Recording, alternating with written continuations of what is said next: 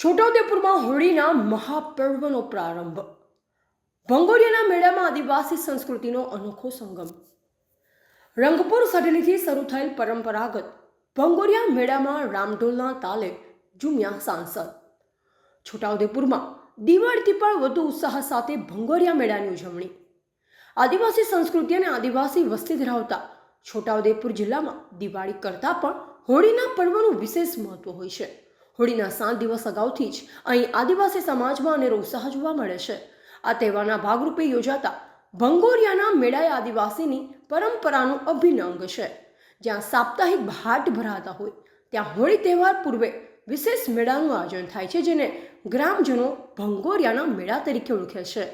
રંગપુર સઢેલી ગામે યોજાયેલ ભંગોરિયા મેળામાં પરંપરાગત વાદ્ય સાથે એક સમાન પહેરવેશ અને શિસ્તબદ્ધ નૃત્ય થકી આજના આધુનિક યુગમાં સ્થાનિક સમુદાય પોતાની પરંપરાને જીવંત રાખી છે. આ મેળામાં જુદા જુદા ગામની પુરુષો અને મહિલાઓની ટુકડીઓ આકર્ષણનું કેન્દ્ર બની હતી. ભંગોરિયાના મેળામાં આસપાસના ગામોમાંથી મોટી સંખ્યામાં લોકો જીવન જરૂરિયાતની ચીજવસ્તુની ખરીદી કરવા આવ્યા હતા. ભંગોરિયા મેળામાં સ્થાનિક ટુકડીઓ સાથે છોટાઉદેપુર સાંસદ શ્રી જસુભાઈ રાઠવાએ પરંપરાગત નૃત્યનો આનંદ માણ્યો. આ વર્ષે છોટાઉદેપુર જિલ્લામાં રંગપુર સઢલી હાટથી પરંપરાગત ભંગોરિયા મેળાનો વિધિવત પ્રારંભ થયો છે. મેળાના પ્રથમ દિવસે સ્થાનિકો રામઢોલના તાલે ઝૂમી ઉઠ્યા. આસપાસના ગામોમાંથી આવેલી વીર ટુકડીએ રામઢોલના ગુંજરાવ સાથે માહોલને ઉત્સાહપૂર્ણ બનાવી દીધો હતો. હોળી એટલે આદિવાસીઓનો મુખ્ય તહેવાર. દિવાળી અટે કટે પણ હોળી ઘોર, એમ આ હોળી પર્વની આજથી ભંગોરિયાના મેળાની શરૂઆત થઈ છે અને પૂરેપૂરા 7 દિવસ દરેક વિસ્તારની અંદર, આદિવાસી વિસ્તારની અંદર ભંગોરિયાના મેળાઓ યોજાઈ રહ્યા છે. અને ભંગોરિયાનો મેળો જે દિવસે પૂરો થશે તે દિવસે હોળી માતાનું દહનનો કાર્યક્રમ રાખવામાં આવ્યો છે. એના પછી ચૂલના મેળાઓ યોજાશે, કમાટની ઘેરનો મેળો પણ યોજાશે. આમ આ છેલ્લા 15 દિવસ આદિવાસીઓ માટે મુખ્ય તહેવાર.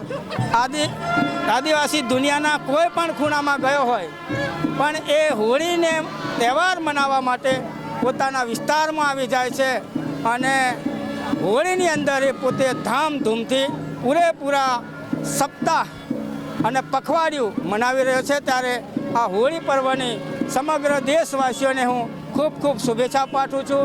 ખાસ કરીને મારા આદિવાસી વિસ્તારના તમામ માતાઓ, ભાઈઓ, બહેનો અને યુવાન સાથીઓને પણ હોળી પર્વની શુભેચ્છા પાઠવું છું અને વિનંતી પણ કરું છું કે આપણે પણ સંસ્કૃતિ સાથે જોડાઈને હોળીના પર્વની અંદર નાચ ગાન સાથે આ એક પખવાડિયું ઉજવીએ એવી શુભેચ્છાઓ.